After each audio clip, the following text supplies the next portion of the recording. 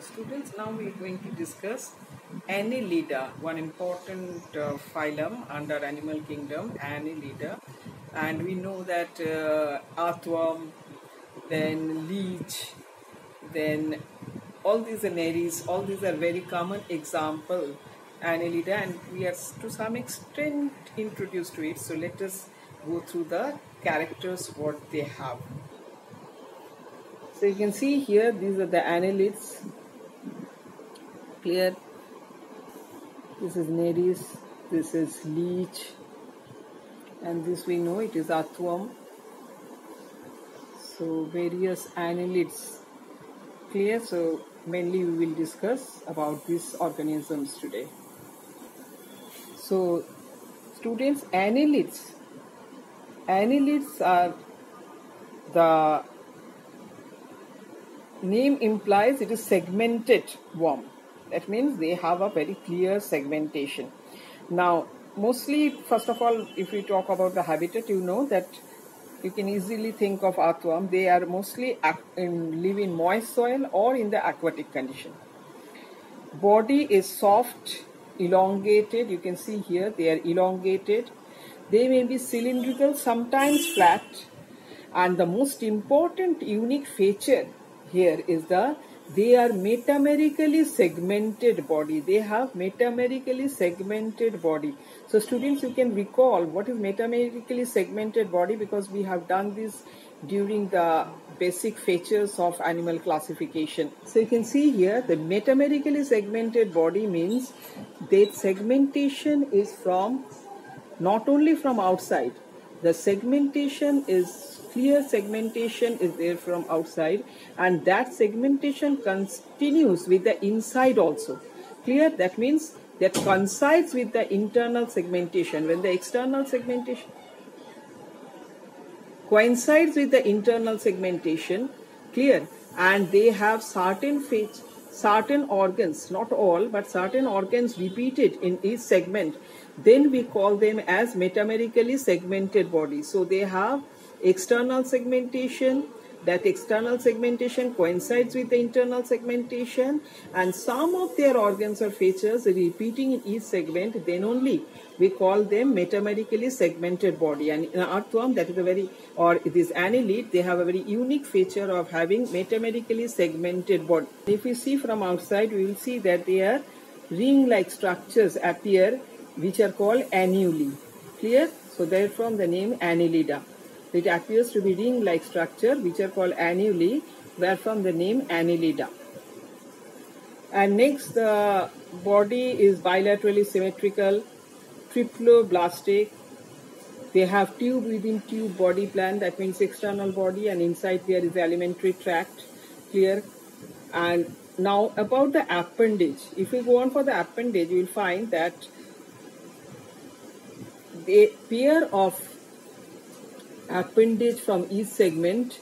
Clear? You can see here there are pair of appendage from each segment, which are called parapodia, but they are not jointed appendage. They are a pair of unjointed appendage. This is actually the extension of the body outer covering. So you can see here this outer covering extended to form these appendages. Clear? So there is no jointed appendages, only pair of appendages from each segment. It is only the extension of the outermost covering of the body. So these are called parapodia, which are common in Nereis, and sometimes they have very chitinous bristle-like structures which are called setae. Clear? These chitinous bristle-like structures which are called setae are also present in many of them. Next is the body wall. If you see the body wall, body is covered with moist cuticle. That is also very important, because this moist cuticle not only covers the body, but this moist cuticle also helps them to respire. And this cuticle is secreted from the epidermis. So this cuticle is secreted from the epidermis, and these appendages are nothing but the extension of this cuticle. And inner to it, so moist cuticle, this is one of the unique feature, and inner to it there are two types of muscles.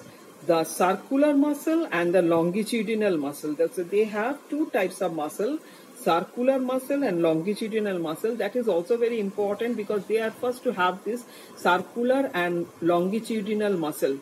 Till that, before it, we do not have this.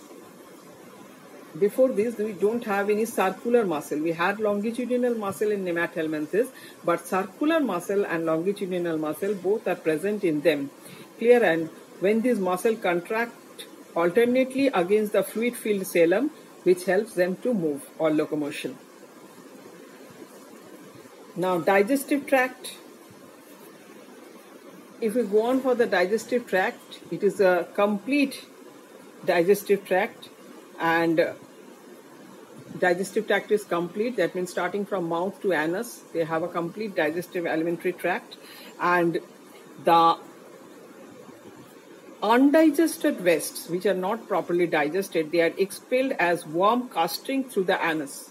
Clear? They are expelled as worm casting through the anus. That is also very important, which we find in them. And circulatory system, here it is also very important. You can see the blood is flowing through the vessels. So circulatory system is closed type, and these are the first organism to have closed type of circulatory system.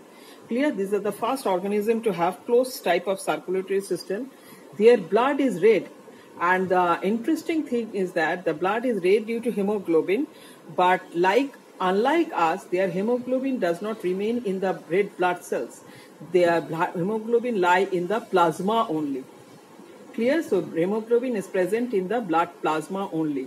So they have closed circulatory system. Clear?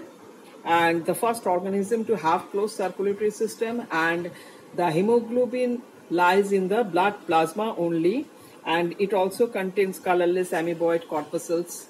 Clear? Which are colorless, but hemoglobin is in plasma. Now, if we go on for the excretory system, they have a coiled tubules called nephridia in each segment. You can see here in each segment they have the coiled. There are various types of nephridia, and they have each segment they have coiled tubules called nephridia, which collect the water from the cellum and release them outside. Clear? For nervous system, they consist of nerve ring around the pharynx and double ventral. So around the pharynx they have a nerve ring and two ventral nerves. Clear? And a double ventral nerve cord with ganglia. Ganglia, you know, this is actually the mass of nerve cells. Clear? To ganglia, ventral nerve cord with ganglia is there. Reproduction, they may be unisexual or they may be bisexual, like that of the earthworm. Clear? They may be bisexual, but if they are bisexual also, their fertilization is cross type. That means they do not show self-fertilization. This Nereis is unisexual. Clear? Monoecious, but earthworm, we have that. And in earthworm, you can see here testes, and they are the ovary. So they are hermaphrodite or bisexual. So common examples we have already discussed, like Nereis, Ferretima, that is earthworm, and we know this is very important as they are the farmers, friend of farmers. And Hirudinaria, they are leech, which sucks the blood. So these are common examples of this group, this phylum rather. Now if we go on for the unique feature of this group, clear, that is phylum Annelida, then metameric segmentation, that means external segmentation coincides with the internal segmentation with repetition of certain organs. So that is very unique to this group. Then nephridia for excretion, already we have discussed, and osmoregulation. Hemoglobin, which is dissolved in plasma, clear, and that makes the blood red due to hemoglobin, which is dissolved in plasma.